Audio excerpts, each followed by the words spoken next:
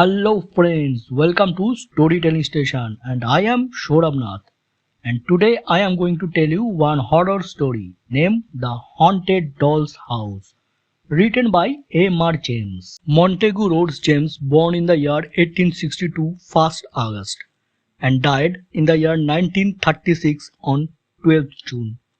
He was an English author and medievalist, but he is best remembered for his ghost stories, which some consider among the best in the generation. Let's start the story The Haunted Doll's House.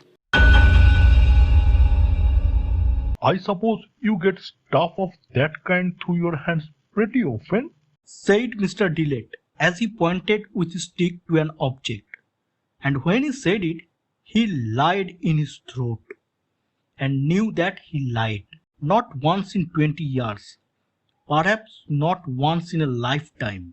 Could Mr. Chittenden, skilled as he was in ferreting out the forgotten treasures of half a dozen counties, expect to handle such a specimen? It was collector's palaver, and Mr. Chittenden recognized it as such. Stuff of that kind, Mr. Dillett.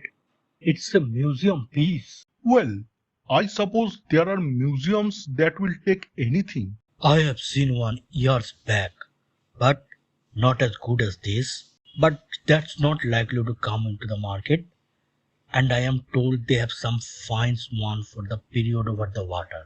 I am only telling you the truth, Mr. Dillett, when I say that if you want to place an unlimited order with me for the very best that could be got, and you know I have facilities for getting to know of such things and a reputation to maintain well, all I can say is I should lead you straight up to that one and say I can do no better for you than that, sir. Here, here. Said Mr. Dillett, applauding ironically with the end of his stick on the floor of the shop. How much are you sticking the innocent American buyer for it, eh? Oh, I shall not be overheard on the buyer, American or otherwise. You see, it stands this way, Mr. Dillett. If I knew just a bit more about the pedigree. Or just a bit less? Ha ha, you will have your joke, sir. No, but as I was saying, if I knew just a little more than what I do about the piece, though anyone can see for themselves it's a genuine thing, every last corner of it. And there is not been one of my men allowed so much as to touch it since it come into the shop. There would be another figure in the price I am asking. And what's that? 5 and 20? Multiply that by 3 and you have got it, sir. 75 is my price. And 50's mine.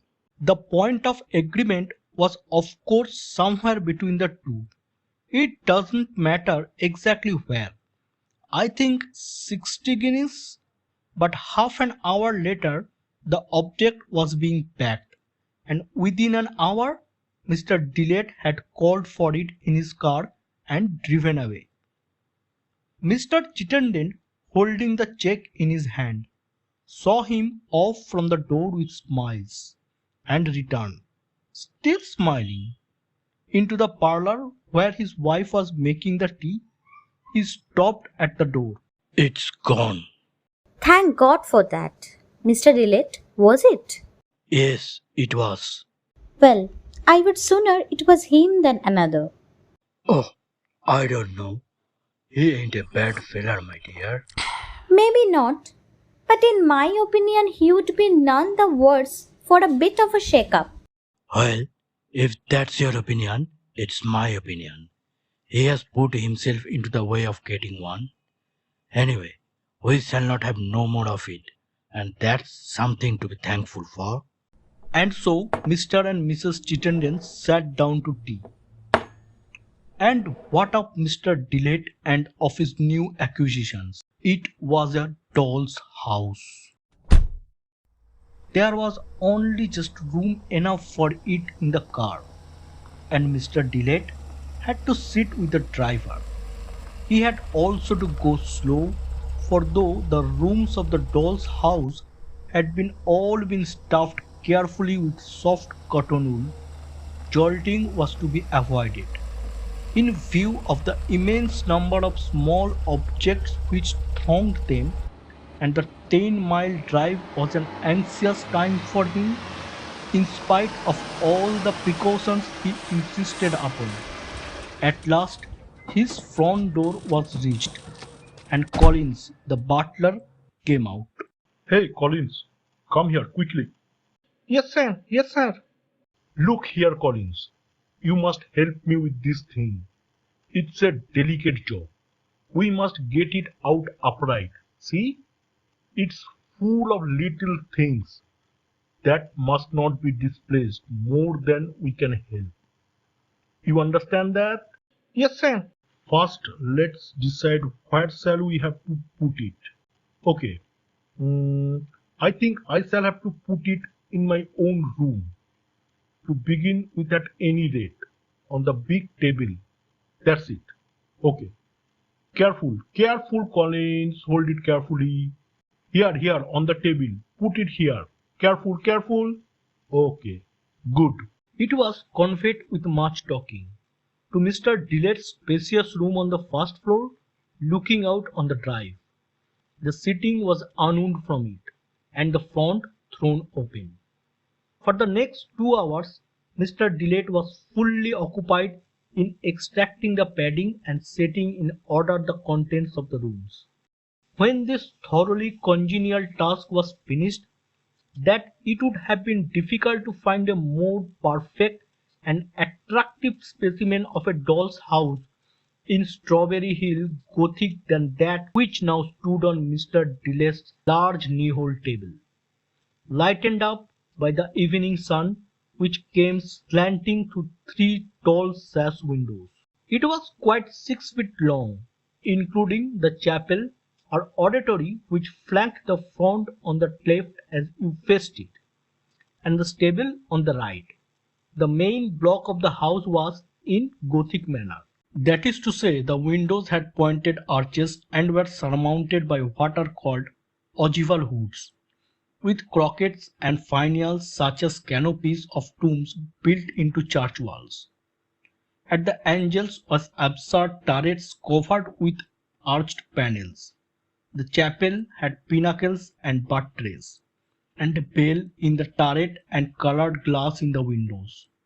When the front of the house was open, there are 4 large rooms: bedroom, dining room, drawing room, and kitchen, each with its appropriate furniture in a very complete state. The stable on the right was in 2 stories, with the proper complement of horses, coaches, and grooms, and with its clocks and Gothic cupola for clock bell. Pages, of course, might be written on the outfit of mansion: how many frying pans, how many gilt chairs, what pictures, carpets, 4 posters, table linen, glass, crockery, and plate is possessed, but all this must be left to the imagination. The base or plinth on which the house stood contained a shallow drawer or drawers, in which were neatly stored sets of embroidered curtains, change of raiment for the inmates, and in short all the materials for an infinite series of variations and rifting of the most absorbing and delightful kind. Quintessence of Horace Walpole. That's what it is. He must have had something to do with the making of it. Such was Mr. Dillet's murmured reflection as he knelt before it in a reverent ecstasy. Simply wonderful. This is my day and no mistake. £500 coming in this morning for that cabinet which I never cared about, and now this tumbling into my hands for a tenth at the very most of what it would fetch in town. Well, it almost makes one afraid something will happen to counter it. Let's have a look at the population anyhow. Accordingly, he set them before him in a row. Again, here is an opportunity which some would snatch at, of making an inventory of costume. There were a gentleman and a lady, in blue stain and brocade respectively. There were 2 children, a boy and a girl.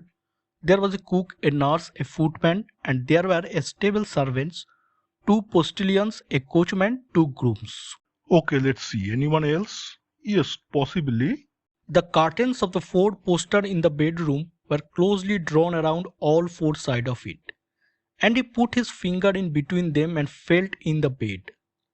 He drew the finger back hastily, for it almost seemed to him as if something had, not stirred perhaps, but yielded, in an odd live way as he pressed it. Then he put back the curtains, which ran on rods in the proper manner, and extracted from the bed a white-haired old gentleman in a long linen nightdress and cap, and laid him down by the rest. The tale was complete. Dinner time was now near, so Mr. Dillett spent about 5 minutes in putting the lady and children into the drawing room, the gentleman into the dining room, the servants into the kitchen and stables, and the old man back into the bed. He retired into his dressing room next door, and we see and hear no more of him until something like 11 o'clock at night. His whim was to sleep surrounded by some of the gems of his collections. The big room in which we have seen him contained his bed, bath wardrobe, and all the appliances of dressings were in a commodious room adjoining. But his four-poster, which itself was a valued treasure, stood in a large room where he sometimes wrote, often sat, and even received visitors. Tonight he repaired to it in a highly complacent frame of mind. There was no striking clock within earshot, none on the staircase, none in the stable, none in the distant church tower. Yet it is inaudible that Mr. Dillett was startled out of a very pleasant slumber by a bell tolling 1 o'clock. He was so much startled that he did not merely lie breathless with wide open eyes, but actually sat up in his bed. He never asked himself in the morning hours how it was that, though there was no light at all in the room, the doll's house on the knee-hole table stood out with complete clearness. But it was so. The effect was that of a bright harvest moon shining full on front of a big white stone mansion. A quarter of a mile away it might be, and yet every detail was photographically sharp. There were trees about it, two trees rising behind the chapel and the house. He seemed to be conscious of the scent of a cool still September night. He thought he could hear an occasional stamp and clink from the stables, as of horse tearing, and with another shock he realized that above the house he was looking, not at the wall of his room with its pictures, but into the profound blue of a night sky. There were lights, more than one, in the windows, and he quickly saw that this was no four-roomed house with a movable front, but one of many rooms and staircases, a real house, but seen as if through the wrong of a telescope. He muttered to himself, You mean to show me something? and he gazed earnestly on the lighted windows. They would in real life have been shuttered or curtained, no doubt, he thought, but as it was, there was nothing to intercept his view of what was being transacted inside the rooms. Two rooms were lighted, one on the ground floor to the right of the door, one upstairs on the left. The first brightly enough, the other rather dimly. The lower room was the dining room. A table was laid, but the meal was over, and only wine and glasses were left on the table. The man of the blue stain and the woman of the brocade were alone in the room, and they were talking very earnestly, seated close together at the table, their elbows on it, every now and again stopping to listen, as it seemed. Once he rose, came to the window and opened it and put his head out, his hand to his ear, There was a lighted taper in a silver candlestick on a sideboard. When the man left the window, he seemed to leave the room also, and the lady, taper in the hand, remained standing and listening. The expression on her face was that of one striving her utmost to keep down a fear that threatened to master her, and succeeding. It was a hateful face too, broad, flat, and sly. Now the man came back, and she took some small thing from him and hurried out of the room. He too disappeared, but only a moment or two. The front door slowly opened, and he stepped out and stood on the top of the parson, looking this way and that, then turned towards the upper window that was lighted and shook his fist. It was time to look at the upper window. Through it was seen a four-post bed, a nurse or other servant in an armchair, evidently sound asleep in the bed, an old man lying awake, and one would say anxious, from the way in which he shifted about and moved his fingers, beating tunes on the coverlet. Beyond the bed a door opened. Light was seen on the ceiling, and the lady came in. She set down her candle on a table, came to the fireside, and roused the nurse. In her hand she had an old-fashioned wine bottle, ready uncorked. The nurse took it, poured some of the contents into the little silver saucepan, added some spice and sugar from the custard on the table, and set it to warm on the fire. Meanwhile, the old man in the bed beckoned feebly to the lady, who came to him smiling, took his wrist as if to feel his pulse, and beat her lips as if in consternation. He looked at her anxiously and then pointed to the window and spoke. She nodded and did as the man below had done, opened the casement and listened, perhaps rather ostentatiously, then drew in her head and shook it, looking at the old man who seemed so shy. By this time the potasse on the fire was steaming, and the nurse poured it into a small two-handed silver bowl and brought it to the bedside. The old man seemed disinclined for it and was waving it away, but the lady and the nurse together bent over him and evidently pressed it upon him. He must have yielded, for they supported him into a sitting position and put it to his lips. He drank most of it in several draughts, and they laid him down. The lady left the room smiling good night to him, and took the bowl, the bottle, and silver saucepan with her. The nurse returned to the chair, and there was an interval of complete quiet. Suddenly the old man started up in his bed, and he must have uttered some cry, for the nurse started out of her chair and made but one step of it to the bedside. He was a sad and terrible sight, flushed in the face, almost a blackness, the eyes glaring whitely, both hands clutching at his heart, foam at his lips. For a moment the nurse left him, ran to the door, flung it wide open, and one supposes screamed aloud for help, then darted back to the bed and seemed to try feverishly to soothe him, to lay him down, anything. But as the lady, as her husband and several servants rushed into the rooms with horrified faces, the old man collapsed under the nurse's hands and lay back, and the features, contorted with agony and rage, relaxed slowly into calm. A few moments later, light showed out to the left of the house, and a coach with flambeaux drove up to the door. A white-wigged man in black got nimbly out and ran up to the steps, carrying a small leather truck-shaped box.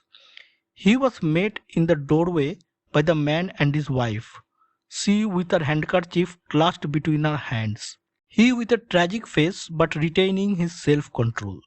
They led the newcomer into the dining room, where he set his box of paper on the table, and turning to them, listened with a face of consternation at what they had to tell. He nodded his head again and again, threw out his hands slightly, declined. It seemed offers of refreshment and lodging for the night, and within a few minutes came slowly down the steps, entering the coach and driving off the way he had come. As the man in blue watched him from the top of the steps, a smile not pleasant to see stole slowly over his fat white face. Darkness fell over the whole scene as the lights of the coach disappeared. But Mr. Dillett remained sitting up in the bed. He had rightly guessed that there would be a sequel. The house front glimmered out again before long. But now there was a difference. The lights were in other windows on at the top of the house, the other illuminating the range of colored windows of the chapel. How he saw through this is not quite obvious, but he did. The interior was as carefully furnished as the rest of the establishment, with its minute red cushions on the desks, its Gothic stall canopies, and its western gallery and pinnacle organ with gold pipes. On the center of the black and white pavement was a bier. Four tall candles burned at the corners. On the bier was a coffin covered with a pall of black velvet. As he looked, the folds of the pall stirred. It seemed to rise at one end. It slid downwards. It fell away, exposing the black coffin with its silver handle and nameplates. One of the tall candlesticks swayed and toppled over. Asked no more but turned, as Mr. Dillett hesitantly did, and looked in at the lighted window at the top of the house where a boy and a girl lay in two truckles bed, and four posters of nurse rose above them. The nurse was not visible for the moment, but the father and mother were there, dressed now in mourning, but with very little sign of mourning with their demeanor. Indeed, they were laughing and talking with a good deal of animation, sometimes to each other and sometimes throwing a remark to one or another of the children, and again laughing at the answers. Then the father was seen to go on tiptoe out of the room, taking with him as he went a white garment that hung on a peg near the door. He shut the door after him. A minute or two later it was slowly opened again, and a muffled head poked round it. A bent from a sinister shape stepped across to the truckle beds and suddenly stopped, threw up its arms and revealed, of course, the father, laughing. The children were in agonies of terror, the boy with the bedclothes over his head, the girl throwing herself out of bed into her mother's arms. Attempts to consolation followed. The parents took the children on their laps, patted them, picked up the white ground and showed there was no harm in it, and so forth, and at last putting the children back into the bed, left the room with encouraging waves of the hands. As they left it, the nurse came in, and soon the light died down. Still Mr. Dillett watched immovable. A new sort of light, not of lamp or candle, a pale ugly light, began to dawn around the door case at the back of the room. The door was opening again. The seer does not like to dwell upon what he saw entering the room. He says it might be described as a frog, the size of a man, but it had scanty white hair about its head. It was busy about the truckle beds, but not for long. The sound of cries, faint, as if coming out of a vast distance, but even so infinitely appalling, reached the ear. There were signs of a hideous commotion all over the house. Lights moved along and up, and doors opened and shut, and running figures passed within the windows. The clock in the stable turret told one, and darkness fell again. It was only dispelled once more to show the house front. At the bottom of the steps dark figures were drawn up in two lines, holding flaming torches. More dark figures came out the steps, bearing first one, then another small coffin, and the lines of torch-bearers with the coffins between them moved silently onward to the left. The hours of night passed on, never so slowly, Mr. Dillett thought. Gradually he sank down from sitting to lying in his bed, but he did not close an eye, and early next morning he sent for the doctor. The doctor found him in a disquieting state of nerves and recommended sea air. To a quiet place on the east coast he accordingly repaired by easy stages in his car. One of the first people he met on the seafront was Mr. Chittenden, who it appeared had likewise been advised to take his wife away for a bit of a change. Mr. Chittenden looked somewhat askance upon him when they met, and not without cause. "Well, I don't wonder at you being a bit upset, Mr. Dillett." What? Yes. "Well, I might say horrible upset, to be sure, seeing what me and my poor wife went through ourselves. But I put it to you, Mr. Dillett, one of two things. Was I going to scrap a lovely piece like that on the one, and or I was going to tell the customers. I am selling you a regular picture palace drama in real life of the older time, built to perform regular at 1 o'clock a.m. What? Me have it back in the shop? Well, what do you think? No, but I will tell you what I will do. You shall have your money back, but the £10 I paid for it, and you make what you can." How much do you really know about that thing? And where it came from? "Honest, Mr. Dillett, I don't know the house. Of course it came out of the lumber room of a country house. That anyone could guess, but I will go as far as say this, that I believe it's not 100 miles from this place. Which directions and how far I have no notion. I am only judging by guesswork. The man as I actually paid the check to ain't one of my regular men, and I have lost sight of him. But I have the idea that this part of the country was his bed, and that's every word I can tell you. But now, Mr. Dillett, there is one thing that rather psyches me. That old chap. I suppose you saw him drive up to the door. I thought so.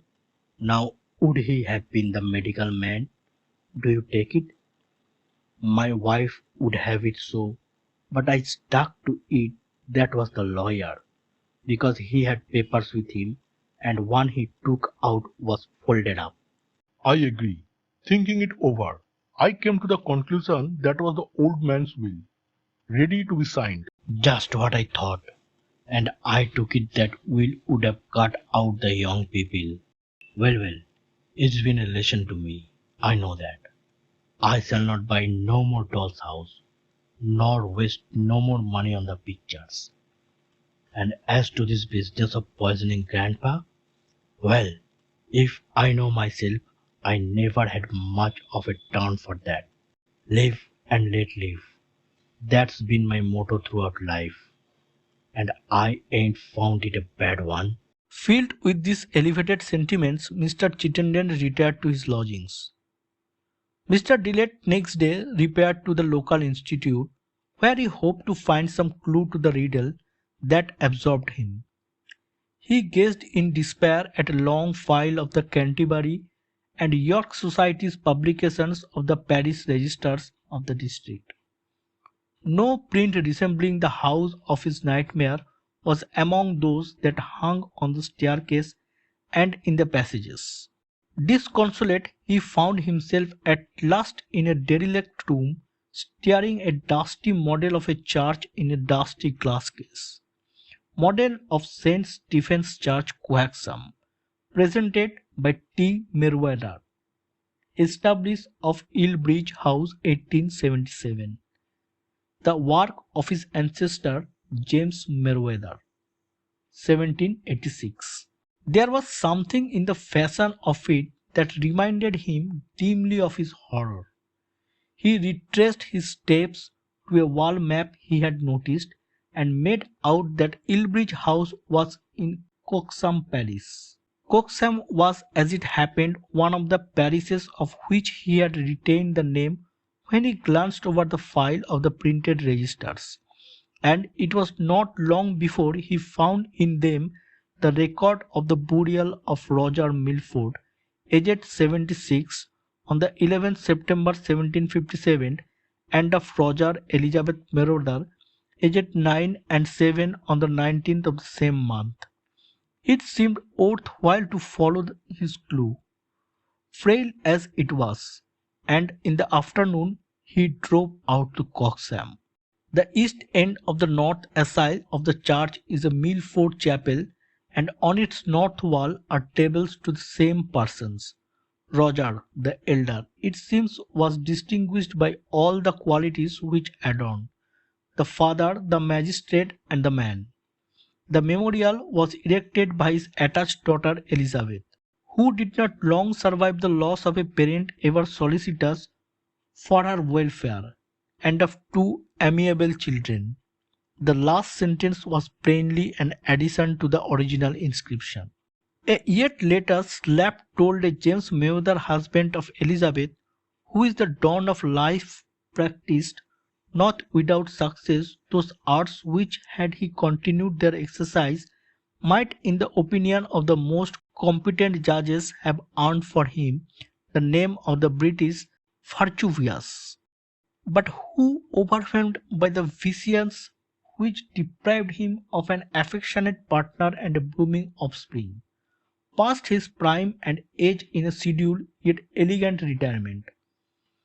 His grateful nephew and heir indulges a pious sorrow by this too brief recital of his excellences.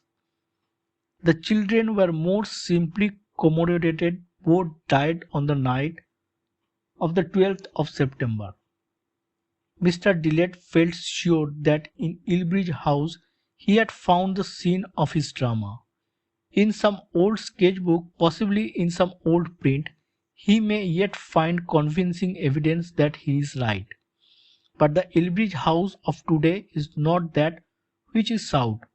It is an Elizabethan erection of the 40s, in red brick with stone cornice and dressings. A quarter of a mile from it, in a low part of a park backed by ancient stag-horned, ivy-straggled trees and thick undergrowth, are marks of a terraced platform overgrown with rough grass. A few stone blusters lie here and there, and a heap or two covered with nettles and ivy, of rough stones with badly carved crockets. This, someone told Mr. Dillett, was the site of an older house. As he drove out of the village, the hall clock struck 4, and Mr. Dillett started up and clapped his hands off his ears. It was not the first time he had heard that bell, awaiting an offer from the other side of the Atlantic. The doll's house still reposes, carefully seated in a loft over Mr. Dillett's tables. Whither Collins conveyed it on the day when Mr. Dillett started for the sea coast. You are listening to The Haunted Doll's House, written by R.James. Storytelling by Sourav Nath and Subhanwita Mallik. If you like this story, please give it a like and share this with your friend. And don't forget to hit the subscribe button below.